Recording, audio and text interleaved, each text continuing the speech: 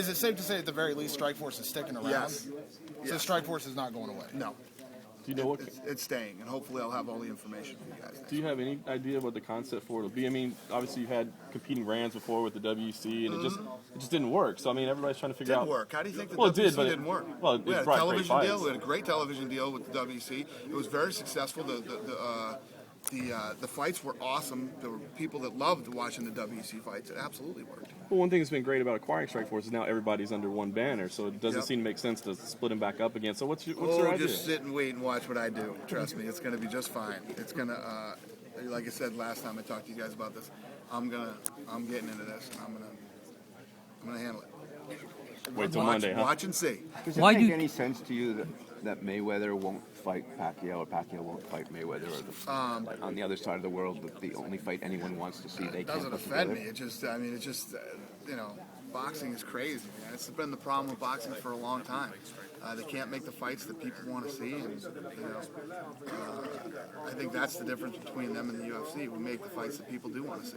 You're doing two big cards back to back with the Fox card and then the Super Bowl weekend show. Why put them so close to each other? We're doing two big cards when? With the Fox fight and then the Super Bowl weekend card. Those are back to back weekends. Yeah. Why put two big cards so close to each other? Because the Fox fight is going to let everybody know that the pay-per-view is the next week. Okay. No, that's fair. There's going to be plenty of that going on next year, trust me. Can you update us on the Anderson Silva's situation? Obviously, Chael's been basically accusing him of faking an injury. Now Dan Henderson has kind of chimed in on that as well, saying, you know, if Bisping was around, I'm sure he'd be fine. Just to clear this up, and these guys, Dan Henderson knows it, Chael knows it, and every other fighter that fights in the UFC knows it, you can't fake an injury. It's impossible to do. You can't do it. When you say you are injured, we bring you to our doctors, and they check you out, and we find out if you're injured or you're not injured. So he is injured. He's out till the summer, and that's just those guys, you know, yapping. And I know you have to give guys fights, but did you tell Chael, like, hey, if you want to wait till June, you can wait till June. If you want to stay busy, we'll keep you busy?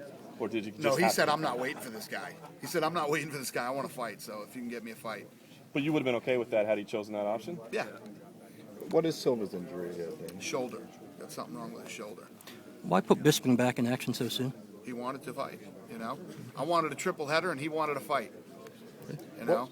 What's going to happen to Miller? I don't know. We'll see. Is there a possibility he gets cut? I don't know. We'll see. How disappointed were you overall? Just, I mean, I'm sure you've gone back and watched the fight again. People are, you know, I'm overly excited about the response that I've gotten about cutting Mayhem Miller. Fans have been bashing me on Twitter, terrorizing me on Twitter not to do it. So, you know, I like the fact that people are sticking up for him, but I mean, guys, let's be honest. Listen, ring rust is one thing. I've seen plenty of guys with ring rust. Ring rust and horrible stand-up are two different things. You know, it's baffling to me how this guy has been in the sport for 10 years and displayed that type of stand-up during his fight with Michael Bisping. And you said today if Rashad wins, obviously he gets next in line, but if he doesn't, we'll see. So does that mean Phil, win or lose? No. I mean, if Phil Davis wins the fight, I mean, if he beats Rashad, you know, he deserves a fight. We'll see what happens. And the two 185-pound fights, how do you determine just whoever comes out healthy, who goes first? Or no, the 185-pound fights, so the winner of Sauna and Munoz will fight Anderson Silva. But the other one's declared a number one contender fight too, right? And they just kind of hang out and wait. No, it's not a number one contender. It's to be the next in line to fight. Yeah, you know, should Bisping win that fight, he'd be next in line. What about Dan Henderson? I mean, obviously he's right there as well. Will that fight in January kind of determine what's next for him? Yeah, we'll see what happens. Henderson is unbelievable, man. This guy's tough as nails. He's ready to go. He's already calling me saying he wants to fight again. I mean, after a fight like that Shogun fight, I mean, I've dealt with that so many times. You know, guys want some time off. They don't even want to think about fighting until they start to heal up, and you know they're not sore anymore. Henderson is like calling and wants to fight already. You know. There's a medical suspension that guys get on after that type of a fight, but his isn't that long, and he's ready to go when his suspension's up. Do you have any dates? You said the Ultimate Fighter in Canada. Do you have any dates of when you think that might get going? I don't, but we're working on it. Yeah, but the ones that Brazil ends up being first after all my talk about it, this one, that one. Yeah. So the ones we know that are going to be first will be Brazil, Canada, UK, Australia, and still possibly the Philippines. I'm thinking in the next year we'll be kicking off all these countries. But the thing is, we're going to use this one down in Brazil as like the template to see how this thing works down there, how it flows, and how the show comes out. And is the house a thing of a past now? If you've got live fights, they're still going to be living in the house. And Yeah. What was your question? are they still going to be living in a house, sort of Oh, yeah. away from? With the Yeah, fights being the live. way the way that Brazil will work is like the old format for the Ultimate Fighter.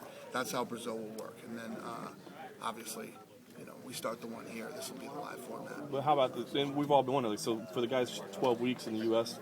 Ultimate Fighter, they have to be secluded from the world for 12 weeks. There's nothing to hide. I mean, they're fighting live every week. Do they still Yeah. have to be locked in a house away? Yeah. No phone, no TV, no nothing. 12 They're gonna weeks. Be secluded, yeah.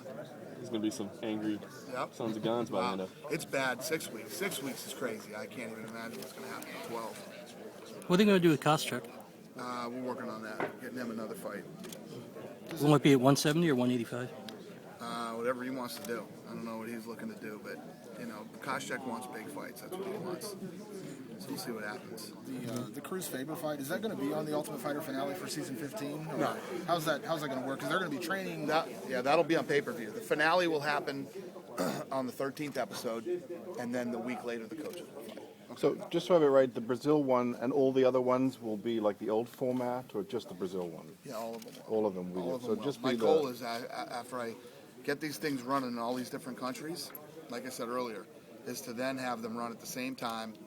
When they end, all the different guys from around the world fight each other, and you end up with one winner worldwide. How intriguing